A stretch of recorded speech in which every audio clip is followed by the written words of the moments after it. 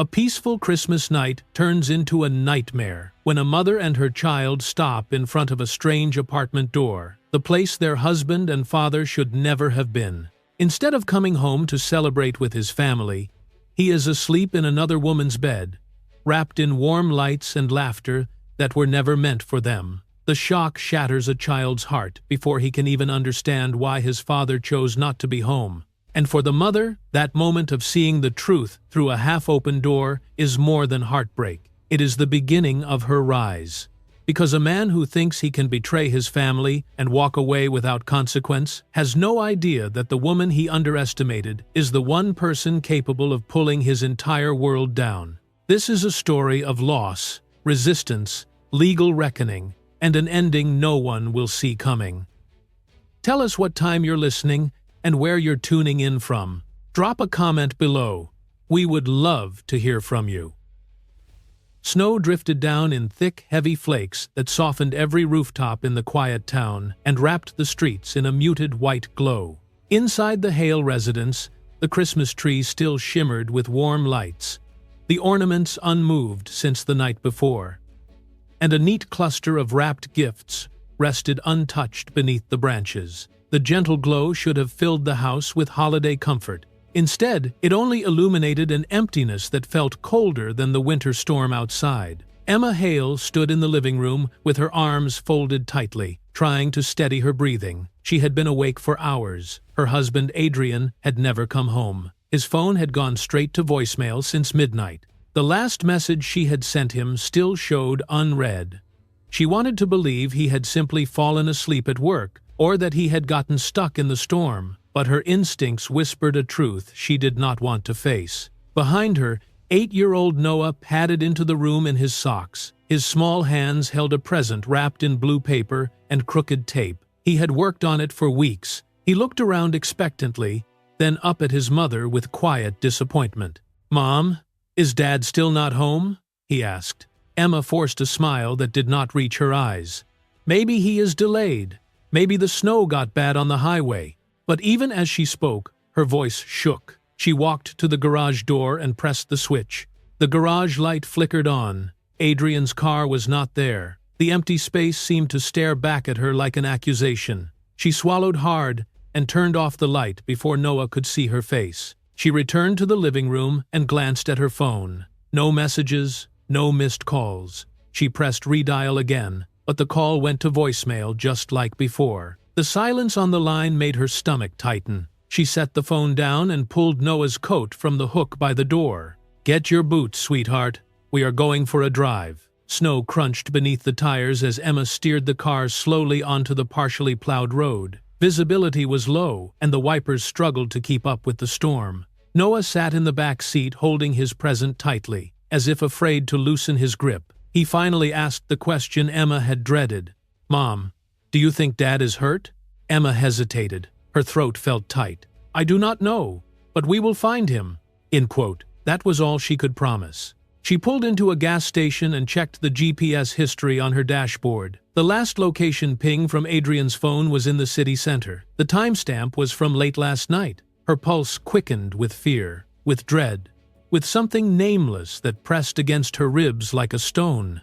She continued driving as the storm eased slightly.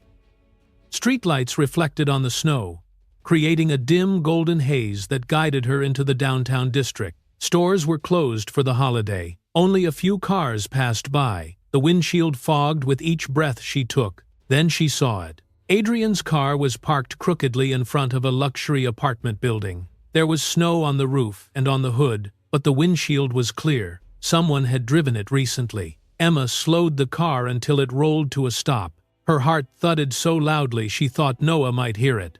"Mom, that is Dad's car." His voice was soft, confused, hopeful. Emma placed her hand over his for a moment before they stepped out into the cold air. The apartment building towered above them, its glass windows reflecting the pale morning light. Christmas wreaths hung neatly on the entrance doors. The warmth of the lobby glowed through the glass as they pushed inside. A security guard sat behind a polished desk. He looked up, slightly startled to see visitors so early in the morning. "Can I help you?" Emma approached with tense shoulders and trembling fingers. My husband's car is outside. Adrian Hale. I need to know which unit he is visiting. The guard straightened. Ma'am, I cannot give out resident information. Building policy. Emma clenched her jaw. Her voice dropped into something steadier, something deeper. I am his wife. The guard paused. The words carried a weight he could not ignore. He looked between Emma and the small boy clutching her coat. Slowly he exhaled and tapped a few keys on his computer. He hesitated, then nodded toward the elevator. Top floor. Third door on the left. Emma whispered a thank you and led Noah toward the elevator. The doors slid shut and the car began to rise. The ride felt endless. Each passing floor tightened the knot in her stomach. The scent of pine and holiday candles drifted faintly through the ventilation system, but even that comforting smell turned hollow. When the doors opened, a long hallway stretched before them. It was quiet in a way that felt eerie. The carpet muffled their steps. Noah held her hand tightly as they approached the door. Emma stopped before knocking. She heard something on the other side, a woman's laughter. Soft, intimate, unmistakable. The sound pierced her. Her chest tightened. She placed one hand on the doorknob, steadying herself. For a moment, she considered turning around and leaving. She considered shielding Noah from whatever truth waited behind that door. But it was far too late for that. Something deep inside her knew she had to face it. The door opened before she knocked. A woman in a silk robe stood in the doorway, Lily Crawford. Her hair fell loosely around her shoulders, and she wore a lazy smile. Behind her, Christmas lights glowed above a king-sized bed. Adrian was on that bed, shirtless and startled. Clothes were scattered across the floor. 2 wine glasses rested half-empty on the nightstand. For one suspended moment, the world stopped. Noah's voice broke the silence first. Dad, why did you not come home? Emma could no longer feel her own heartbeat. She only felt the cold, the kind of cold that seeped into bone and memory and made something inside her crack. That was the exact moment their world collapsed. Emma did not feel the cold air from the hallway anymore. She did not feel the weight of the snow-soaked coat on her shoulders, or the trembling of Noah's small hand in hers. All she felt was the sudden hollow drop inside her chest as she stared at the scene in front of her. Her mind could not process it. Her heart refused to believe it. Yet her eyes could not look away. Her husband was in another woman's bed on Christmas morning. Lily Crawford leaned back against the pillows with a relaxed confidence that felt like a slap. Her silk robe shimmered under the soft glow of the Christmas lights that hung above the bed. The smile on her lips was not surprised, not apologetic, not even embarrassed. It was triumphant. It was sharp. It was meant to wound. Adrian scrambled upright, clutching at the sheets as if the fabric could hide the truth he had already exposed. His hair was tousled, his breathing uneven, his face pale with the shock of being discovered. He opened his mouth to speak, but nothing came out. His voice failed him the same way he had failed his family. The holiday warmth inside the apartment felt cruel. The faint smell of cinnamon candles mixed with expensive wine filled the air. The soft twinkle of Christmas lights cast a warm glow over the bed where Emma had expected her husband to be sleeping beside her and their son just hours earlier. The room seemed to mock her with its cozy intimacy.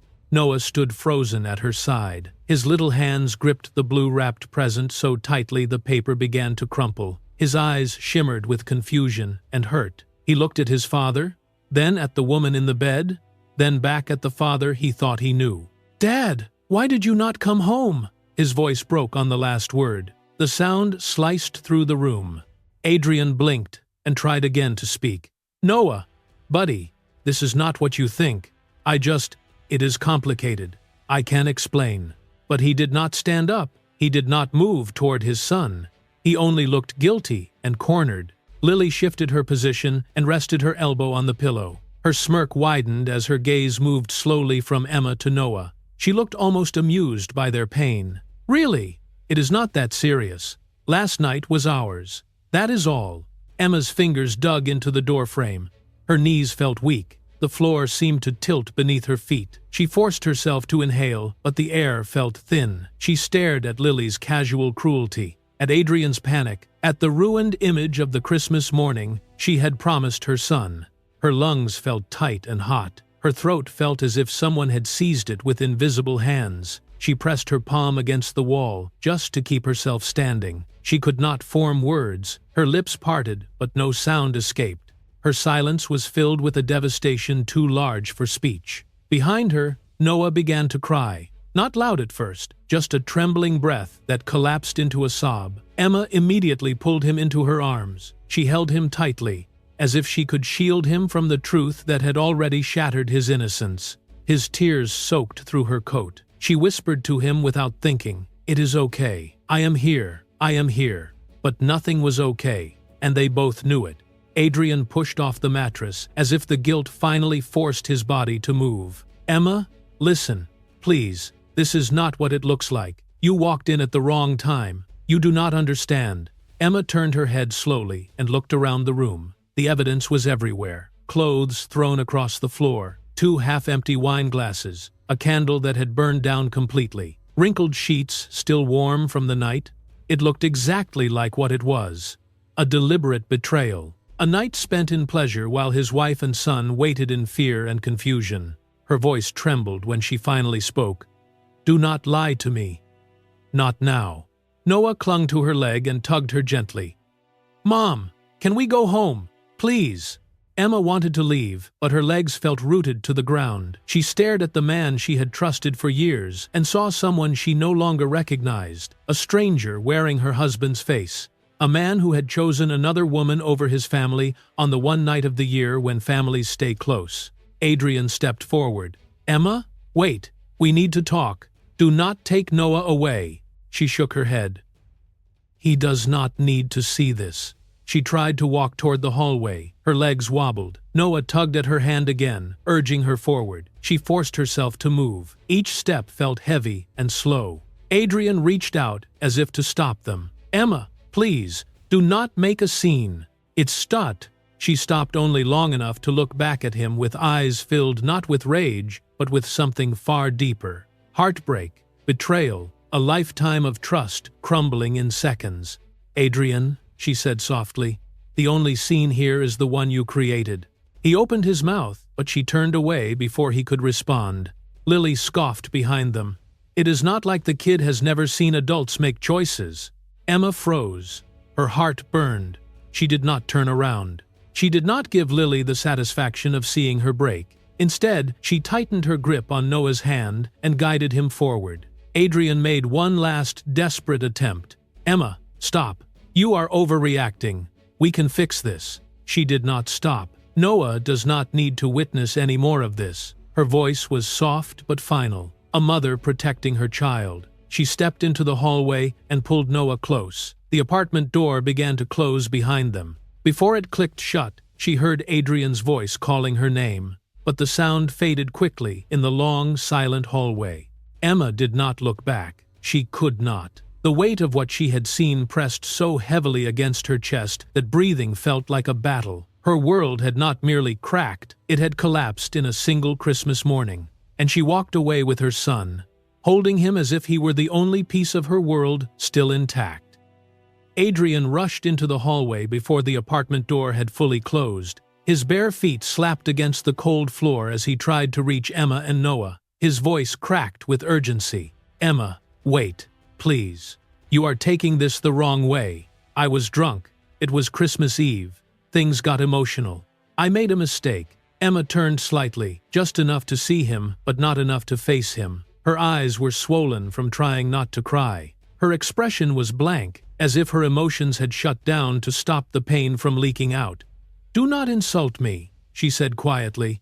"Do not make this about alcohol or the holiday." But Adrian kept going. He seemed desperate to reshape the truth into something less damning. "I swear, I was not thinking straight. We talked. We drank. It got out of control. It does not mean anything. None of this means anything." Emma stared at him with disbelief.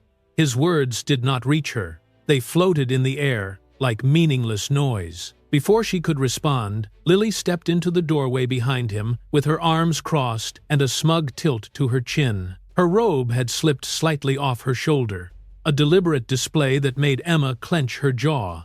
Lily's voice cut through the hallway like a blade. "Stop pretending. He was here because he wanted to be here. Nobody forced him. Adrian spun around and hissed, "Lily, stop talking." But Lily only raised her eyebrows and smirked. Emma's heart twisted painfully. Noah clung tighter to her side. His small fingers dug into the fabric of her coat as he tried to hide behind her. Adrian noticed and reached toward him. "Noah, buddy, come here. We can talk. This is complicated." Noah stepped back quickly. His face was streaked with tears. "No, I want to stay with Mom." The rejection hit Adrian harder than anything Emma could have said. He swallowed hard and tried again. "Noah, please, I am still your dad." Tenderly, but the child shook his head and pressed himself closer to Emma. Emma exhaled shakily. She forced herself to speak with calm clarity, even though her voice trembled. "Adrian, go inside. Put on some clothes. Come home later. We will talk like adults." Adrian shook his head immediately. "No, I am too upset right now. I need a moment to calm down. I cannot leave like this."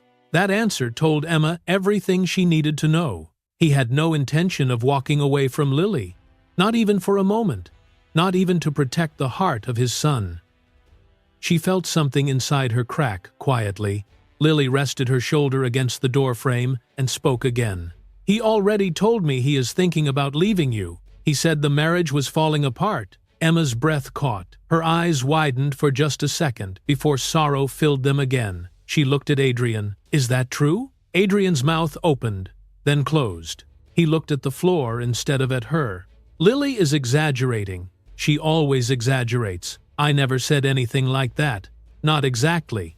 "Not exactly," Emma repeated. Her voice was faint. Lily laughed. "He told me plenty. He said you two barely talk. He said you are more like roommates." Adrian shot her a warning look. "Lily, enough." But the damage was done. Emma felt numb. It was as if each of Lily's words dropped another piece of truth into her lap. Truth she had ignored. Truth she had explained away for months. Small lies that now formed a single horrifying picture. She remembered all the late nights Adrian claimed he was finishing work. The mysterious business trips that never matched his calendar. The nights he came home and turned his phone face down on the table. The sudden change of passwords. The emotional distance. The way he flinched when she reached for his hand some evenings. Every sign had been there. Her stomach twisted as she realized she had been loving a man who had already checked out of their marriage long before Christmas Eve. Noah peeked out from behind her. His eyes were wide and confused. He looked at his father as if trying to understand who this man had become. Adrian tried once more. "Noah, I love you. Come here." But Noah did not move. He pressed his face against Emma's coat. Adrian's shoulders slumped. He looked almost defeated. Emma drew a deep breath. "We are going home. You can come when you are ready to talk." Adrian took one step forward. "Emma, please do not leave like this. Do not make a huge scene in the hallway." Emma stared at him. "Adrian, the only scene here is the one you created. You slept with another woman. You let our son see it. You let me walk into it. And you think I am the one making a scene?" He winced, but did not deny it. She turned away, guiding Noah toward the elevator. The carpet muffled their footsteps, but the hallway felt unbearably loud. Her pulse thundered in her ears. Her hands shook as she reached for the elevator button. Behind her, Adrian called out desperately, "Emma, you are overreacting.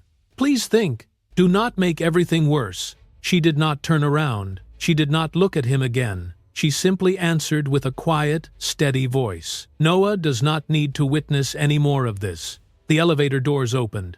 She stepped inside with her son. As the doors slid shut, she saw one last glimpse of Adrian standing helplessly in the hallway, torn between guilt and denial. Lily lingered behind him with a smirk that confirmed everything Emma already knew. The elevator descended slowly, carrying Emma and Noah away from the apartment, away from the betrayal, away from the version of life she had believed she still had. Emma held her son close as he cried softly into her coat. She did not cry. Not yet. She only stared ahead, silent and hollow, as the realization settled deeper into her chest. Her marriage had already been broken long before she opened that door. Today had only revealed the truth. Emma sat at the kitchen table with her hands wrapped around a mug of tea that had already gone cold. She had barely slept. Every time she closed her eyes, she saw the image of Adrian in that bed. Noah had fallen asleep from exhaustion, but his quiet whimpers had echoed through the night until he finally drifted off beside her. Now the house felt strangely loud despite the silence. It felt like every wall was listening, as if even the air knew something had shattered. Her phone buzzed on the table. She hesitated before picking it up, but the preview of the message froze her in place. It was from Lily. The moment she opened it, her stomach twisted. Lily had sent a photo. In it, Adrian lay sleeping beside her. His arm rested across the pillow where Lily's head should have been. He looked peaceful, comfortable, completely unaware or uncaring about the destruction he had left behind. Beneath the photo was a sentence. "He belongs to me now." 82. Emma covered her mouth as a sharp breath escaped. The audacity, the cruelty, the deliberate timing. Morning light filtered through her blinds, but the room felt darker. Before she could process the first message, another one arrived. This time Lily wrote, "By the way, it has been over 6 months." Emma's pulse hammered in her ears. 6 months, half a year of lies, half a year of Adrian pretending nothing was wrong, half a year of her trying to save a marriage he had quietly abandoned. Another message followed, a picture of plane tickets, hotel rooms, fancy dinners, trips Emma had never known about because they had happened under the excuse of business meetings. Lily added, "He takes me everywhere. I guess he wanted someone exciting." Emma set the phone down as her hands trembled. She pressed the heels of her palms into her eyes, trying to steady herself. She could not let Noah see her fall apart. Not again. Not this morning. Her phone buzzed a third time. She forced herself to look. This photo showed a velvet jewelry box, slightly open so the gleam of a bracelet peeked through. "My Christmas gift from him," Lily wrote. "Hope he got you something nice too." Emma felt a wave of nausea. She grabbed the edge of the table to steady herself. The betrayal was sharp, but the humiliation carved even deeper. Before she could delete the message, another one came. "When he moves in with me, I will be Noah's stepmother." Emma's breath caught. Her entire body stiffened. She stood from the table so quickly the chair scraped loudly against the tile. Noah's name on Lily's lips felt like a threat, a contamination. She fought the urge to throw the phone across the room. She closed her eyes. "Stay calm," she whispered to herself. "Do not let her get in your head." But Lily was already in her head, and she knew it. The phone buzzed again.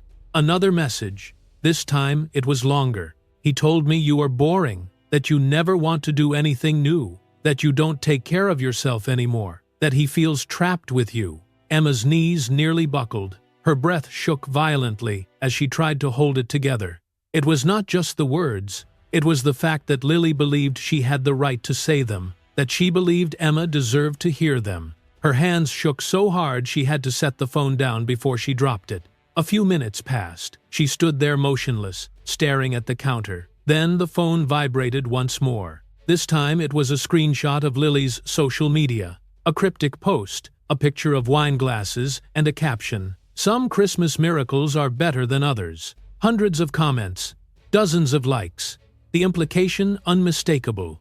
Emma exhaled shakily. This humiliation was not private anymore. It was spreading like wildfire. The digital world had already started whispering. She knew the pattern. People would talk, they would speculate, they would pity her. Or worse, they would laugh. Her phone rang. Her heart jumped with hope, thinking maybe it was Adrian. But when she looked at the caller ID, her stomach fell. It was a coworker. She let it go to voicemail.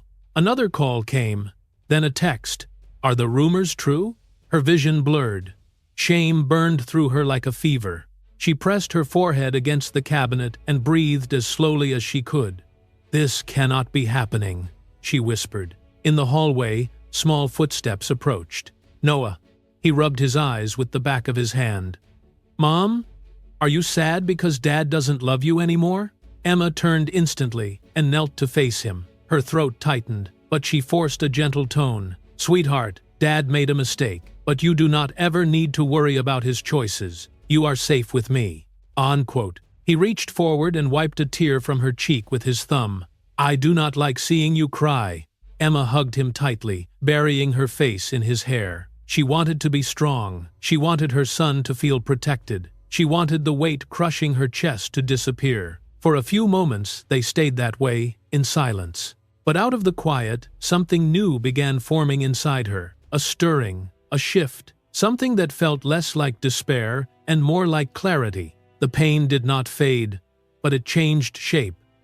It sharpened into awareness, into a truth she could no longer ignore. Adrian was not coming back to her, not the version of him she had loved. Lily's cruelty, Adrian's indifference, the broken pieces of last night, they all pointed to the same conclusion. The marriage she had been trying to save was already gone. She was standing in the ruins of something that had collapsed months ago.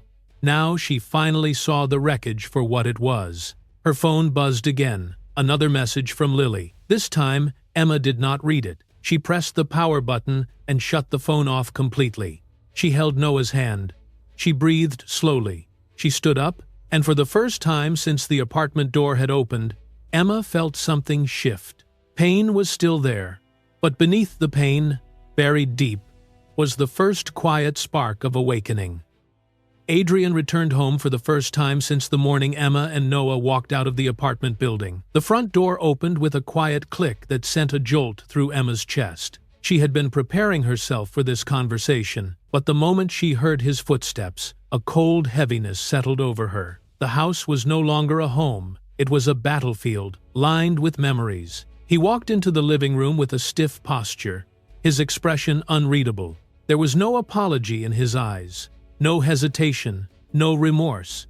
He sat down across from her as if they were business partners meeting for a negotiation. "Emma, we need to talk rationally," he said. The word rational stung. There was nothing rational about betrayal on Christmas morning. Emma remained standing, arms crossed. "Say what you came to say." Adrian pulled a folded stack of papers from his jacket. It was thick, too thick. The sight made Emma's pulse quicken. He held the papers out to her with a practiced neutrality. "This is a divorce agreement. I think it is best if we end things respectfully." Emma did not take the papers. The edges of her vision tightened. "You think this is respectful? I am trying to make this easy," Adrian said. "If you sign now, we can avoid a messy process." Emma stared at him. "You cheated on me, on our son. You created this mess." He shrugged slightly, as if the truth were nothing more than an inconvenient detail. "We fell apart long before that. This just forced the conversation to happen sooner." Her jaw clenched so hard it hurt. She refused to let the tremble in her hands show. "What else is in that agreement?" Adrian inhaled slowly. "I want primary custody of Noah." Emma felt the air leave her body. She stepped back. "You what?" "You do not have a stable income. My career is established. I can provide for him without stress. It is what is best for him. If you do's." Emma laughed once in disbelief, a broken sound. "You want to take Noah away from me because you were unfaithful." Adrian's tone sharpened. "Stop twisting everything. This is not punishment. This is practical, and I need the house." Emma's eyes widened. "You want the house too?"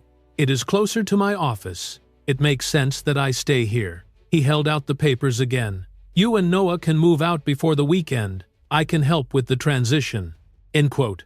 Emma stepped forward, anger rising in her throat like fire. "Say it clearly, Adrian. You are kicking us out." "I am trying to build a new life," he snapped back. "Dragging this out will only make it harder for everyone." Emma stared at him, stunned by the cruelty wrapped in logic. A new life with her. His jaw tightened. He did not confirm it, but the truth sat between them like a poisoned weight. Her phone buzzed on the table. Adrian glanced at it quickly and tucked his own phone deeper into his pocket. A faint glow lit his screen. Emma saw the name even before he tried to hide it. Lily. The rage that shot through her veins was sharp and electric. "She is telling you what to do, isn't she?" Adrian did not respond.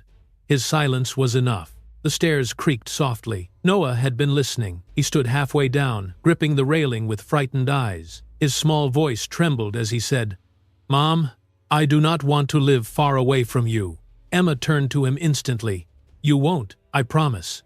Noah shook his head and sobbed. The sound pierced the room. He had tried to be brave since the apartment, but the fear had finally broken through. Emma rushed to him, wrapping her arms around his shoulders, whispering soothing words that barely formed through her own heartbreak. Adrian watched them, but his face barely changed. He straightened his jacket and said, "We need to finalize this soon. It is for the best." Emma looked at him with disbelief. "You are not the man I married." "People change," he said. "It happens.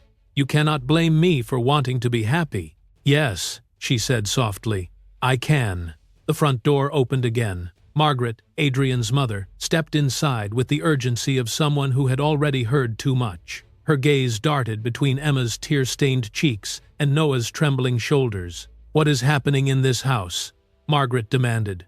"Why is Noah crying?" Adrian sighed. "Mom, please do not start. This is between us." Margaret crossed the room quickly. "Did you cheat on your wife? Is that what I am hearing from the neighbors?" Emma looked away. Adrian's jaw twitched. "Mom, this is not the time." Margaret snapped. "It is exactly the time. Your son is crying, your wife is falling apart, and you stand there acting like you are the victim." Adrian's temper flared. "Do not interfere. It's not a duddadavile. I will interfere," Margaret said, her voice shaking, "because clearly you have lost all sense of decency." Adrian glared at her. "Stay out of this."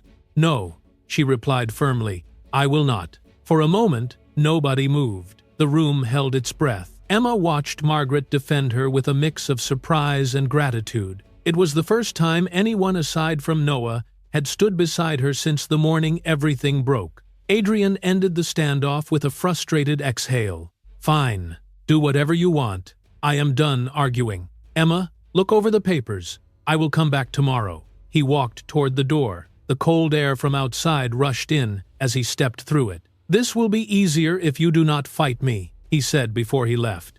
Emma felt something shift inside her. A line drawn, a decision forming. She went upstairs and packed a small suitcase for herself and Noah. She did not rush, but her movements were steady, deliberate. She gathered Noah's favorite pajamas, his books, his small stuffed bear. She placed them carefully into the bag. She added only the essentials for herself. They left the house quietly and drove to her mother's home. Snow fell again as the night approached, covering the path behind them.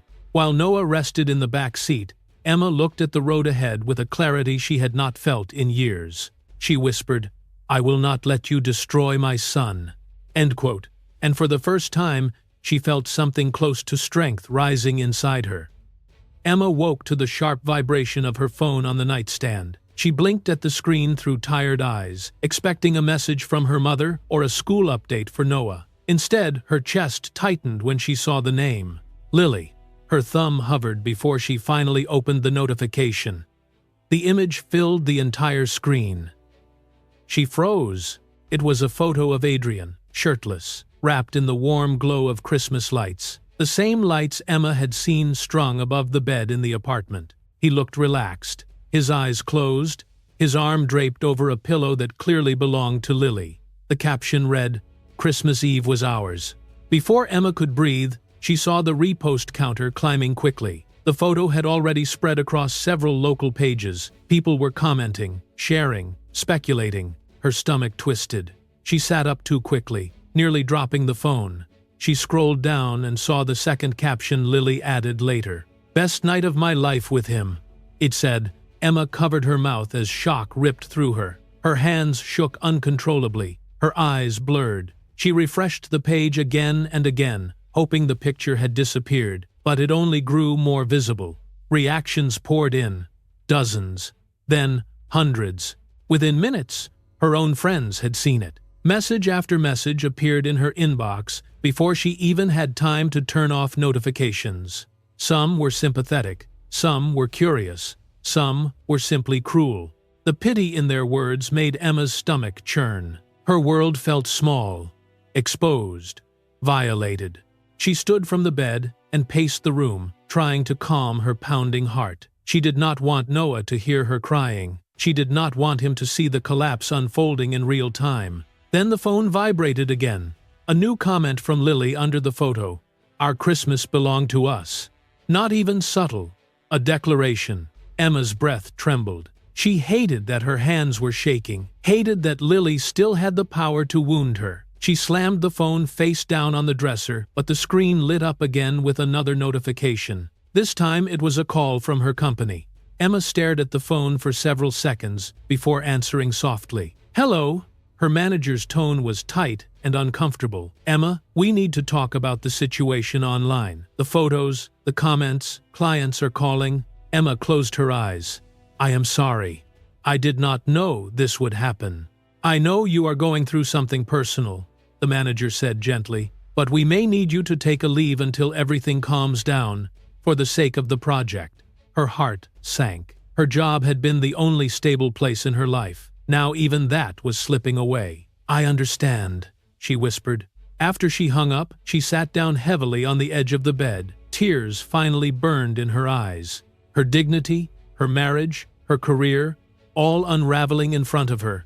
Her phone buzzed again. This time it was a video. From Lily. Emma hesitated before tapping it. The screen showed Lily wearing a sparkling bracelet. Adrian's voice in the background said, "Looks good on you." Lily giggled. "My Christmas present from him." He said, "I deserved something special."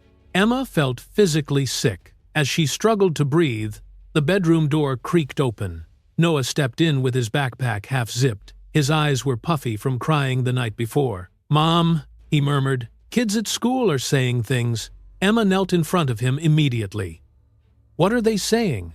Noah bit his lip. "They said Dad was with another lady, that he did not care about us." Emma swallowed hard, pulling him into her arms. "You did nothing wrong. You hear me? None of this is your fault." His body trembled against her. "I was so embarrassed. I ran away to the bathroom and cried." Emma held him even tighter. Her heart cracked open in a new way. Not because of Adrian, but because her son was paying the price for his father's choices. She stroked Noah's hair until his breathing softened. A knock sounded on the front door. Emma stiffened. She wiped Noah's tears and went to answer it. Adrian stood outside. His face looked tired, but not remorseful, not guilty, just irritated. His first words were not an apology, not concern, not acknowledgement of the chaos he had caused. "We need to talk about Lily," he said. Emma stared at him. "Talk about what? She humiliated me publicly, and you allowed it." Adrian sighed deeply, as if he were the one being mistreated. "She is upset. People online are attacking her. She is hurting." Emma's voice rose for the first time. "She is hurting? And what about me? What about our son?" Adrian's eyes hardened. "You are overreacting. You always take things too seriously." It sewed. Emma stared at him, stunned that he could say such a thing. She felt something cold settle inside her. "You cannot be this blind," she whispered. But he was not blind. He simply did not care. Her phone buzzed again. Another message from Lily. This time, it was a boomerang clip of her flashing the bracelet again with the caption, "When your man spoils you." Emma silenced the phone and placed it on the table with deliberate calm. More neighbors sent messages. Some avoided her eyes when she walked outside. A rumor circulated online claiming Emma had failed to keep her husband happy. Another post suggested she had been boring and uninteresting. Emma felt the weight of every whisper pressing down on her shoulders. She reached a point where breathing felt like a battle. Her world felt unbearably small. She could not escape the humiliation, because it followed her on every screen, every face, every whisper. She stood at the window, looking out at the snow as it drifted in soft flakes across the yard. She felt her throat tighten, but refused to collapse. Not today, not again, because somewhere inside the swirling storm of shame, a thought sparked, a small, fierce ember. She whispered it to herself. "This will not break me."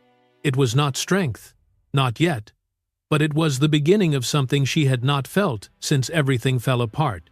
A refusal, a boundary, a line drawn quietly in the dark. She did not know what she would do next. She only knew she would not drown in humiliation. She would not let this be the chapter that defined her. The shame did not kill her. It pushed her. And somewhere deep inside, Emma began to rise. Emma stood in her mother's quiet living room after another sleepless night. Something inside her had shifted. It was not loud or dramatic. It was a steady awakening, a realization that she could no longer survive by absorbing pain. She had reached the limit of what she could endure. The humiliation, the betrayal, the disrespect, the disregard for Noah. Everything had pushed her toward a single truth. She would not tolerate another moment of this life. With her jaw set in determination, she picked up her phone and blocked Adrian's number. Lily's number followed a second later. She felt a small wave of relief, almost like air returning to her lungs. Without their messages or calls, the day already seemed lighter. She gathered her coat and walked into the kitchen where her mother was preparing breakfast. "Mom," she said quietly, "can you watch Noah for a few hours? I need to go back to the house." "It's numb." Her mother turned, concern etched across her face. "Of course. Take whatever time you need." Emma kissed Noah's forehead as he ate cereal at the table. He looked up at her with a worry that no child his age should have to carry. "Mom, are you coming back soon?" "Very soon," she promised, "and everything will be okay." Outside, the winter air stung her cheeks, but she moved with unshakable resolve. When she arrived at the house she once shared with Adrian, she stood for a moment at the door, letting memories wash over her. Birthdays, movie nights, the day they brought Noah home from the hospital, the emotions were there, but they no longer controlled her. She opened the door and stepped inside.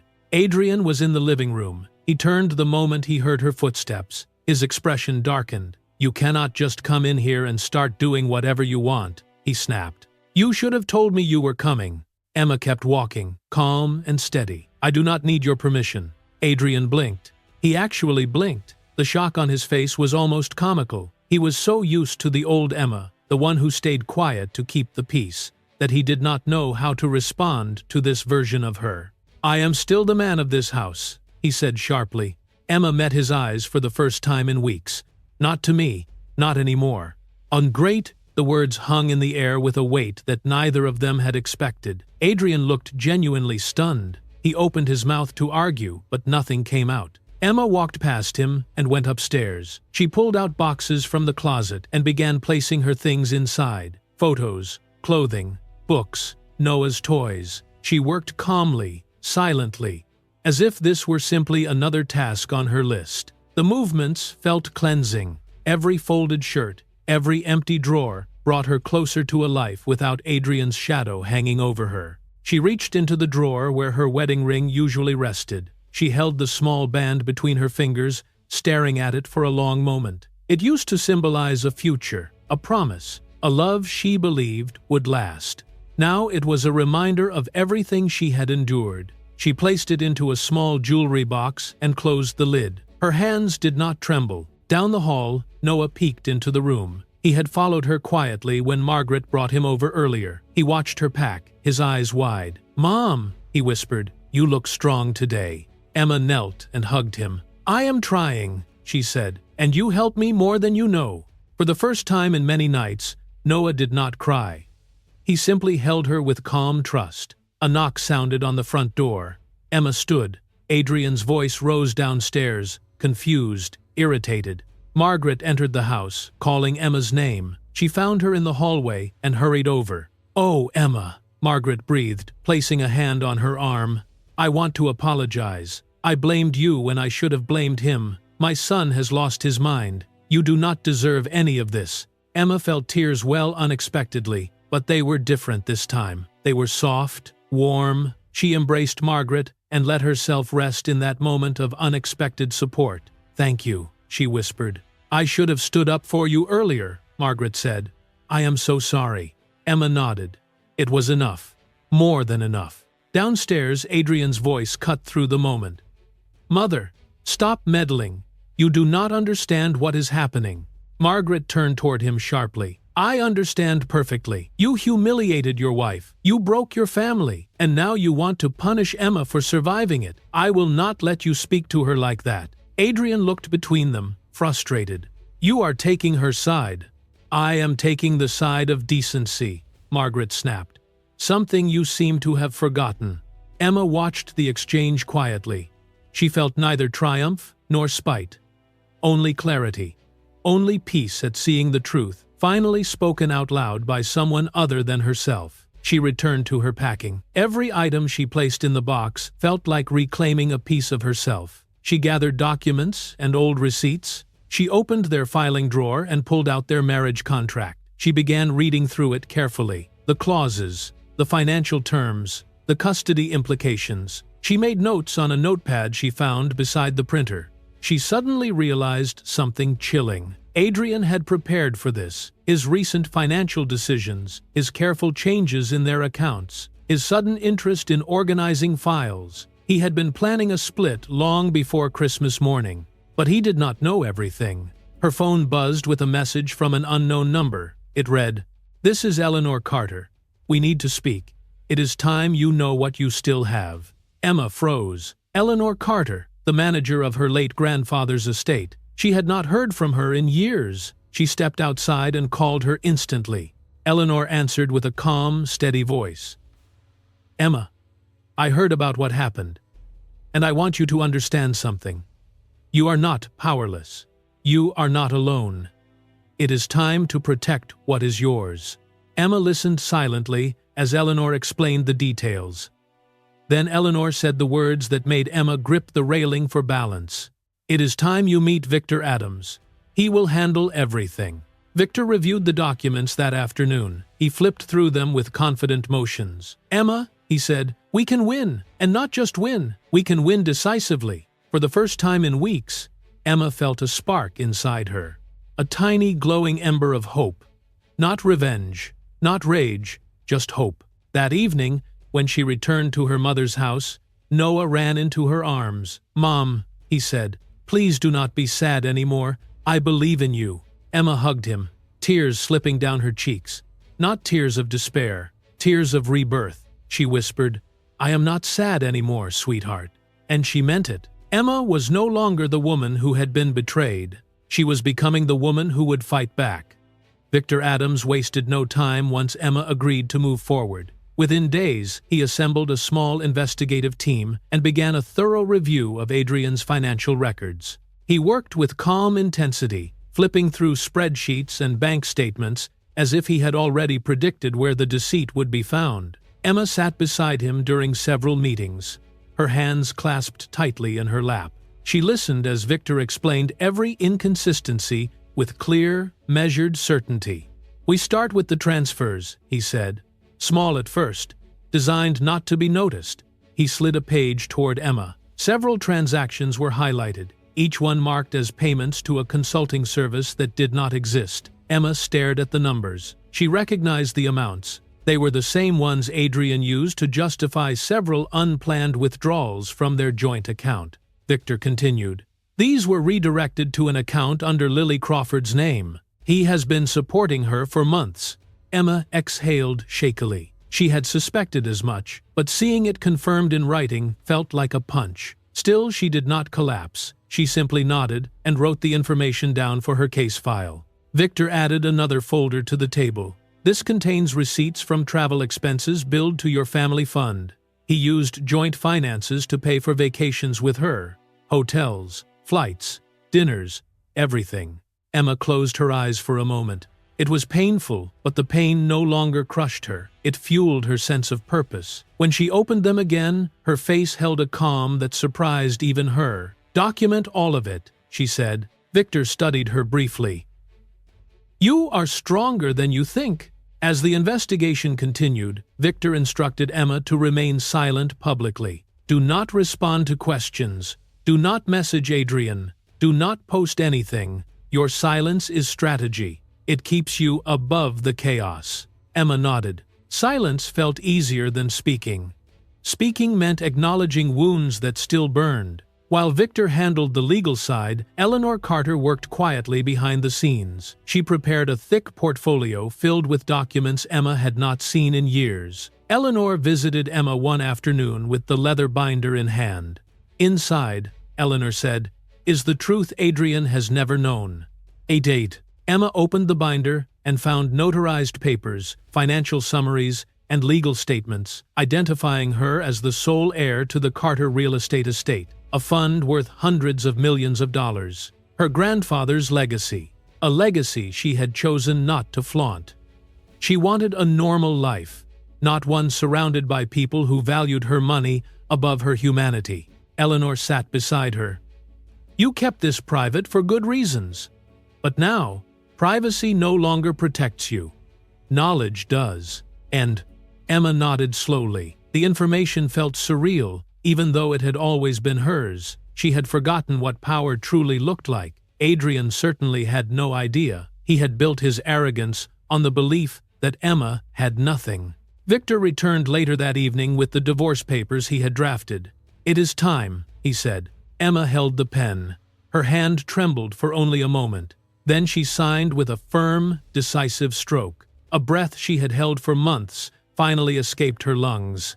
The next step moved quickly. Adrian received a summons from the court for charges of adultery and financial misconduct. According to Victor, Adrian reacted exactly as expected. Shock, denial, then anger. He called Emma 4 times. She did not answer any of them. Meanwhile, Lily began spiraling. Her messages leaked into Adrian's phone and pinged across every screen in the apartment. "You promised me stability.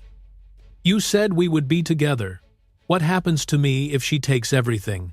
It's untrue." She was no longer the smug woman in silk. She was frightened, and her fear pushed her to pressure Adrian into retaliating. "Fight her," she demanded. "Take everything before she does." Adrian, cornered and confused, showed up at Emma's mother's house 2 days later. He hammered on the door with the intensity of a man whose world was cracking beneath him. When Emma opened the door, she found Victor and Eleanor already standing inside behind her. They had anticipated Adrian's visit. Eleanor stepped forward calmly and, with the authority of someone who had shaped legal empires, spoke clearly. "Adrian Hale, you have been using marital funds to support an affair. You have committed financial misconduct, and more importantly, you have betrayed the heir to the Carter estate." Adrian froze, his face drained of color. "The what?" Emma stepped into view. Her expression was calm, almost distant. "You never asked about my family's history. You never cared, but now you know."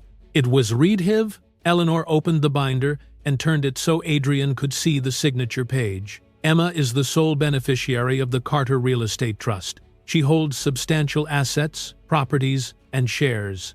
Everything you thought she did not have." Adrian stared at the documents as if they were written in another language. "This cannot be real." Victor stepped forward. "It is very real, and it is all documented." Adrian turned to Emma, bewildered. "Why did you not tell me?" "If wanted," Emma's answer was simple. "Because you never saw me as someone worth asking about. Now it is too late." The truth settled around them like falling snow, heavy, inescapable. At that moment, Lily appeared from the sidewalk behind Adrian. She had followed him, hoping to confront Emma. But when she heard the words Carter Estate, her face changed dramatically. Panic overtook her. She whispered sharply to Adrian, "We need to leave. Right now. Is 8 please." Then she turned, almost stumbling in her rush to get away. Adrian did not move. His shock rooted him in place. Emma stepped back into the house.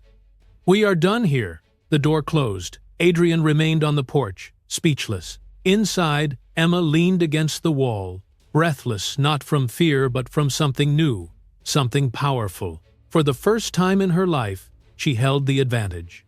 The war was no longer equal, and for the first time, Emma was the one in control.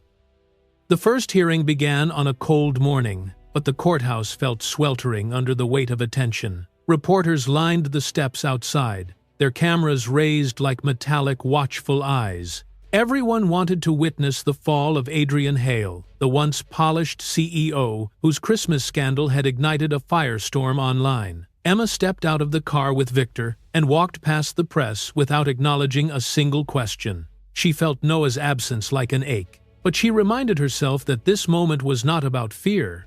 It was about truth. Inside the courtroom, Adrian sat at the defendant's table, surrounded by an expensive legal team.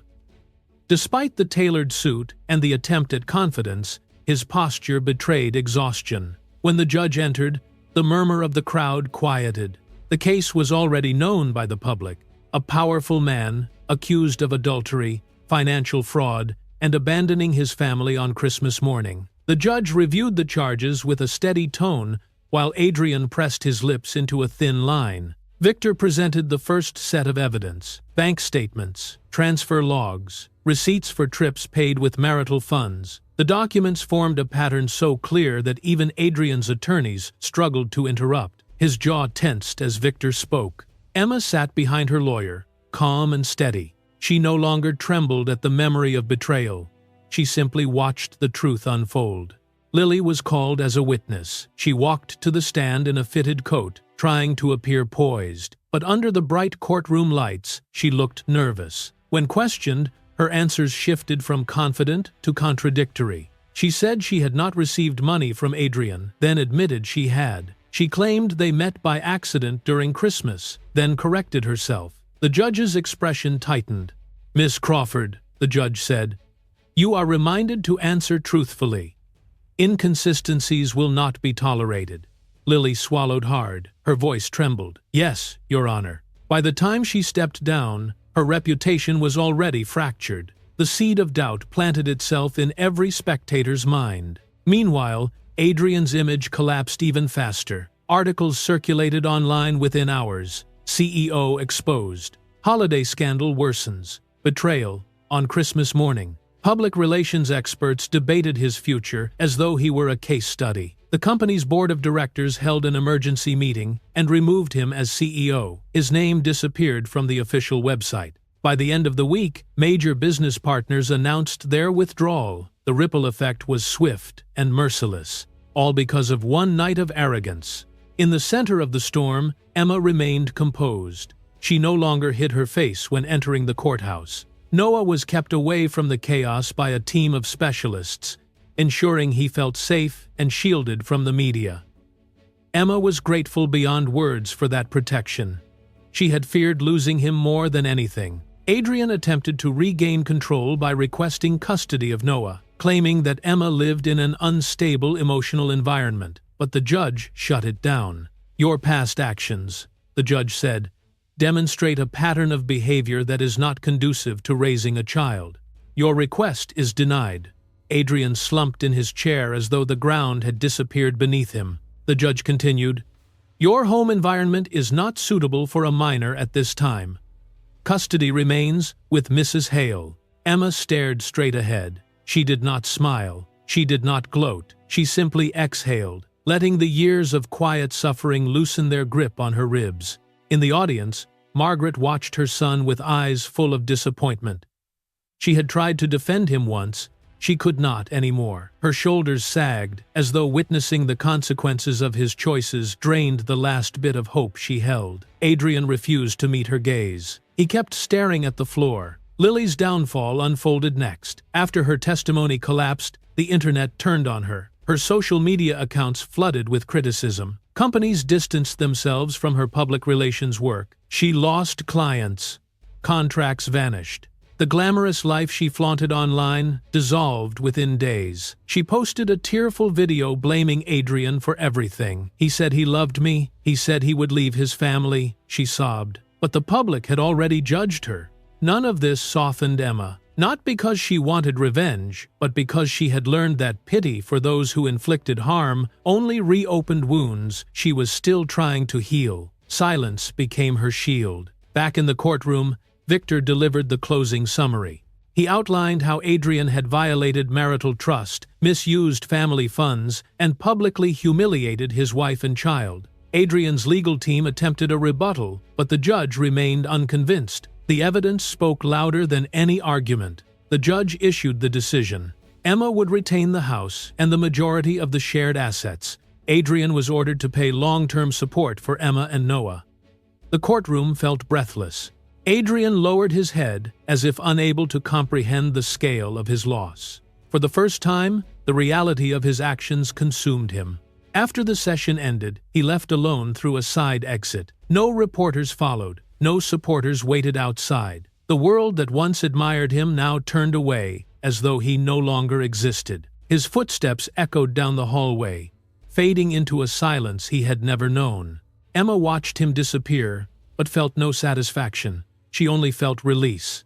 Adrian had taken years from her. Now the court had given her something back. She walked out into the cold afternoon light with Victor and Eleanor beside her. Her life was changing, but she was no longer afraid of what came next. Across town, a group of business professionals gathered at a lunch counter watched the news replay of Adrian leaving the courthouse. One of them shook his head and said, "He used to look invincible, But invincibility had always been an illusion. Emma stepped into the car and breathed in deeply. Not with relief, not with triumph, but with the first quiet note of rebirth. The fall of Adrian was complete, and the rise of Emma had just begun. Emma moved into the penthouse at Carter Estate on a quiet afternoon. For the first time in her life, she allowed herself to step into the world her grandfather had left for her. She walked through the spacious rooms, touched the marble countertops, and opened the tall windows that overlooked the city. This place felt nothing like the home she once had with Adrian. It felt clean, bright, untouched by betrayal. She breathed deeply. It was the beginning of something new. The first few weeks were devoted to giving Noah a sense of stability. She set up his bedroom with his favorite books and toys. She made sure he had familiar blankets and the same nightlight he always used. Every morning she packed his school lunches and walked him to the car with the same warmth he had known before everything changed. Slowly, Noah started smiling again. His laughter echoed through the penthouse like a melody Emma thought she had lost forever. The weight on her chest loosened each time she heard it. Emma redesigned the penthouse to make it her own. She replaced heavy curtains with soft white ones, added plants near the windows, and filled the shelves with things she loved. She removed anything that reminded her of Adrian. She chose colors that made her feel alive. Every room became a reflection of who she was becoming. Each change was a quiet declaration of freedom. She began seeing a therapist recommended by Victor. At first, she was unsure, sitting stiffly in the chair as she described her past. But week after week, she allowed herself to unravel the parts she had hidden for years. The fear, the exhaustion, the anger she never voiced. The therapist guided her gently, helping her rebuild the parts of herself that grief had buried. Healing did not come quickly, but it came honestly. With clarity returning to her mind, Emma reopened the architecture project she had abandoned. She spread the old sketches across her desk and stared at them with new eyes. The lines felt familiar, yet they belonged to a woman who no longer existed. She began redrawing. New ideas flowed. She worked late into the night with quiet determination, reclaiming the passion Adrian had once made her set aside. Despite the growing attention from the media, Emma avoided interviews. Journalists called endlessly, wanting her side of the story, but she declined each request. All she wanted was peace. She wanted Noah to have a normal life. She wanted to live without reliving the tragedy over and over on television screens. Margaret visited one afternoon, carrying a small box of homemade cookies. She stood awkwardly at the doorway, as though afraid she no longer had a place in Emma's life. When Emma invited her in, Margaret immediately broke into tears. She apologized again for not seeing her son clearly, for not standing beside Emma sooner. Emma accepted the apology. There was no resentment left in her. They hugged tightly, not as in-laws, but as two women who had survived the collateral damage of the same man. For the first time, it felt like family. Victor continued working closely with Emma. He helped finalize the legal structure for the Women's Support Foundation she wanted to start. Once everything was approved, Emma named it Second Morning. She said the name represented the idea of waking up to a new beginning, a second sunrise after a long night. Victor understood immediately. He smiled as he signed the last document. Soon, women began reaching out to the foundation. Some had children, some had none. Some carried silent scars that only someone like Emma could understand. She listened to their stories with unwavering patience. She cried with them, encouraged them, and assured them they were not alone. Every story reminded her of where she had been and of how far she had come. Helping them became her purpose. One day, Noah came home with a handmade Christmas card. He ran into the kitchen, holding it proudly. "Mom," he said, "I wrote something for you." On the front was a drawing of a Christmas tree. Inside were the words, written in uneven letters, "Thank you for saving me." Emma's eyes filled with tears. Not tears of grief, tears of healing. She lifted him into her arms and kissed his forehead. "You saved me too," she whispered. Meanwhile, Adrian's life had collapsed. He lived alone in the small apartment he once believed he would never return to. Friends avoided him. Business partners refused his calls. His reputation was shattered beyond repair. He scrolled through old photos of Emma and Noah, and for the first time he felt the full weight of his choices. It was too late to undo anything. Regret became his constant companion. Lily disappeared from the public eye. She lost all her PR clients. No company wanted to be associated with her scandal. Her name became a warning rather than a credential. Emma did not think about her anymore. That chapter was closed. The poison had been drained from her life. One snowy afternoon, Emma took Noah out to the open fields behind the estate. Snow blanketed everything in soft, dazzling white. They rode their sleds down the gentle hills, laughing as they tumbled into the powder. The sky glowed pale blue. Noah's cheeks flushed pink. His laughter rose into the air like the sound of bells. Emma felt something inside her settle into place. This was the life she wanted. This was the life she chose. As the sun began to set, they stood together at the top of the hill. Emma held Noah's hand and looked out over the glowing snow.